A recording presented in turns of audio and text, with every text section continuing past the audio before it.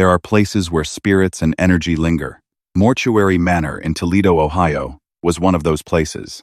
Long before paranormal investigators arrived carrying cameras, REM pods, spirit boxes, and night vision equipment, the old building on Lagrange Street had already spent more than a century, surrounded by grief, tragedy, and death. The structure itself dated back to the late 1800s, when funeral homes were not simply businesses but extensions of the families who operated them. Funeral directors often lived upstairs while the dead were prepared downstairs, only feet away from where children slept at night. For over 100 years, the building that would eventually become known as the Urbanski Funeral Home witnessed nearly every imaginable human sorrow: disease victims during outbreaks, industrial accidents from Toledo's factories and railroads, children taken far too young, elderly men and women whose families gathered one final time in dimly lit parlors upstairs, while embalmers worked beneath them in the preparation rooms below. Thousands of bodies passed through the building. And if places truly absorb emotion, then Mortuary Manor had absorbed more suffering than most people could ever comprehend. The deeper we researched the property before our investigation, the stranger its history became. Local stories connected to the building spoke of tragedy after tragedy unfolding inside its walls. One of the oldest stories involved a Civil War veteran who reportedly died there many decades after surviving the battlefield. Men who endured the unimaginable horrors of war often carried emotional scars for the rest of their lives, and funeral homes of that era frequently handled veterans whose minds never truly left the conflicts they survived. Then there were the stories of the women. According to local accounts passed down through the years and newspapers, 2 women committed suicide in apartments connected to the upper levels of the building. Exact records had become difficult to locate after so many decades, but the stories persisted among locals and former employees alike. One woman was rumored to have suffered from severe depression after personal tragedy.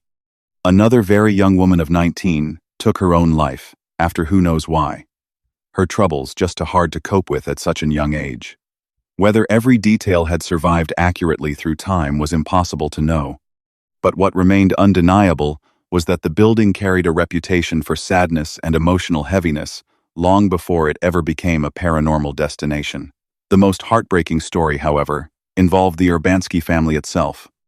Like many funeral directors of the early 20th century, the Urbanski family lived inside the building while operating the funeral business below.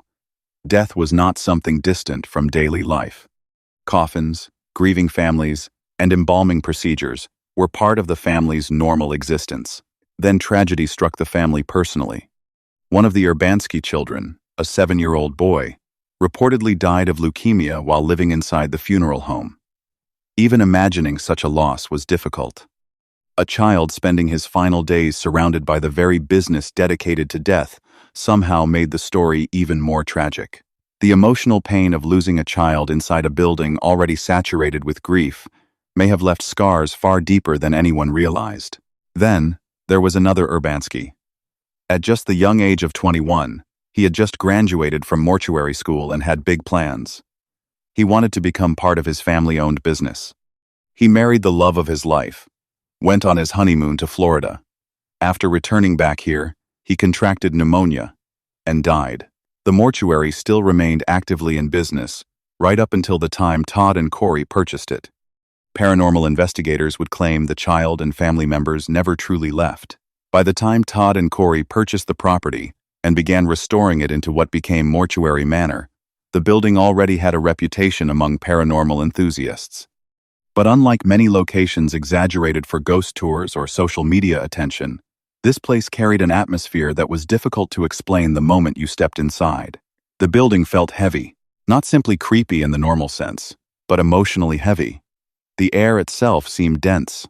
Certain rooms created feelings of sadness, anxiety, or dread for no obvious reason. Even skeptics visiting the location often admitted that something about the building felt deeply unsettling. Todd and Corey embraced the history of the funeral home rather than erasing it. Much of the original structure remained intact, including embalming rooms, morgue areas, funeral equipment, and portions of the preparation spaces used throughout the building's long history. That decision may have unintentionally preserved more than history alone. Before our team from Macomb Paranormal Investigations and Research ever began our investigation, Corey shared a disturbing experience that had occurred while he was alone inside the newer embalming room on the first floor. The room itself looked exactly how one might imagine an old embalming room to appear. Harsh lighting reflected off sterile surfaces. Old preparation equipment remained positioned throughout the room. Even standing inside it during daylight hours created a sense of unease. Resting on one of the tables was an embalming machine preserved as part of the building's historical display. The machine contained simulated embalming fluid and was no longer operational. According to Corey, he had briefly stepped away from the room for only a few minutes. Everything had been normal when he left. When he returned, he discovered fluid spread across the table and floor. At first, he assumed another container had leaked, but after inspecting the room carefully, he realized the fluid had somehow drained directly from the embalming pump itself. The incident made no logical sense. The machine was not powered on. There was no electricity connected to it at the time. More importantly, the embalming hose attached to the machine was not positioned lower than the reservoir, meaning gravity could not have caused a siphoning effect. Under normal circumstances, the fluid should have remained completely sealed inside the unit. Yet somehow, the machine had emptied itself. For those unfamiliar with embalming equipment, it may sound minor. But anyone who understood how those machines operated recognized immediately that the incident should not have happened. Corey admitted the experience deeply unsettled him. Standing inside that same room listening to his story, it became impossible to ignore the feeling that we were surrounded by something far older and stranger than ordinary ghost stories. Our investigation officially began there. The newer embalming room quickly became one of the most active locations of the night. Using a REM pod, dead bell, and illuminated cat ball, we began attempting communication.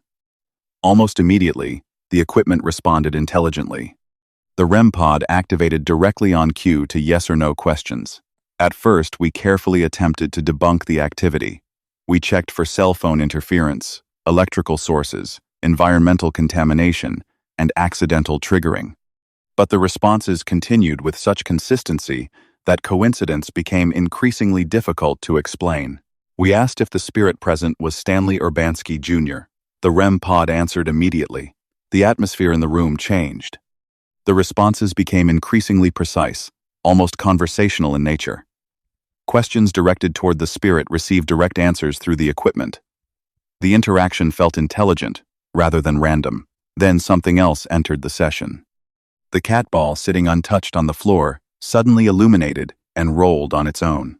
We attempted communication with what we believed might be the spirit of the 7-year-old boy who had died inside the building decades earlier. Each time we asked simple questions directed toward the child, the cat ball responded. The activity continued for over 30 minutes. The dead bell chimed repeatedly. The REM pod activated on command. The cat ball lit up in response to questions. At one point, we asked whether Stanley Urbanski approved of Todd and Corey restoring the funeral home and allowing visitors to once again walk through the building and remember its history. The REM pod answered yes immediately. The response struck everyone in the room.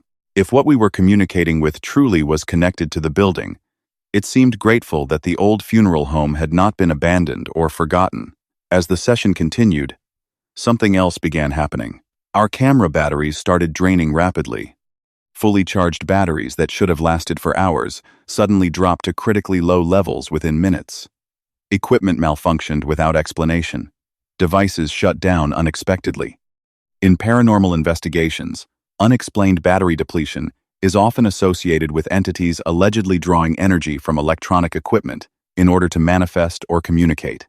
Eventually, we asked whether the spirits were becoming weak from interacting with us. The REM pod answered yes. We then asked whether they would prefer us to end the session. Again, the answer was yes. Out of respect, we thanked them and left the room. But what waited downstairs would become the most disturbing part of the entire investigation. The basement housed the original morgue and embalming room.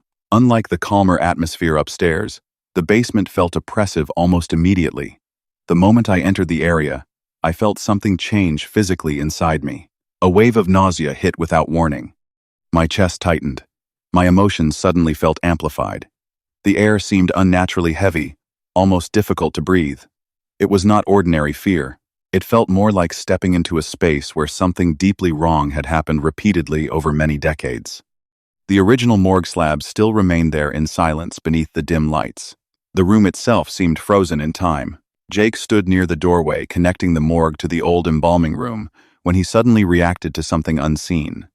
On camera, he could later be seen rubbing his right arm while staring into the darkness with visible concern. Moments later, he walked over to me. He placed his left hand on my arm first. It felt normal. Then he placed his right hand on my arm. It was freezing cold. Not cool from the basement temperature. Ice cold. The difference was so dramatic that it immediately caught both of us off guard. His right arm felt as though it had been submerged in freezing water. Later, during our video review, we discovered something even stranger. An orb could be seen emerging directly from Jake's right side, before floating away into the darkness. At the time, I was already beginning to feel increasingly uneasy myself. The nausea worsened. A heavy emotional sensation settled over me unlike anything I could easily explain. Then later, during footage review, another orb could be seen flying directly out of my own body before disappearing. As we reviewed the investigation footage further, numerous transparent orbs appeared throughout the basement. Some emerged from the old morgue slabs themselves. Others floated intelligently across the room. Dust, insects, reflections, and lens flare were all carefully ruled out. These anomalies behaved differently. They appeared structured, transparent, and visible only through infrared night vision. The deeper we reviewed the footage, the stranger the basement became. Then came the shadow figures. David and I both saw them simultaneously. A dark, human-shaped figure moved quickly across the embalming room. We both reacted instantly. The figure moved in the same direction before disappearing into the darkness near the far side of the room. It was not a trick of lighting or imagination. We witnessed it at the same moment from different positions. Later, while reviewing the footage, we discovered two orbs crossing directly through the same area where the shadow figure had appeared. By that point, every instinct inside me was warning that something in the basement did not want us there. Unlike the calmer interaction upstairs, the energy below felt hostile, angry, oppressive. The feeling became so overwhelming that I finally made the decision to end the investigation in that area entirely. As investigators, we always attempt to debunk every possible explanation before labeling something paranormal.